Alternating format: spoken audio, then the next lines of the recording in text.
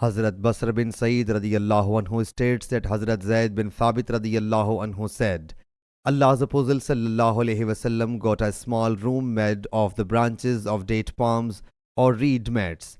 So the Prophet sallallahu alaihi wasallam came out to perform prayer in it.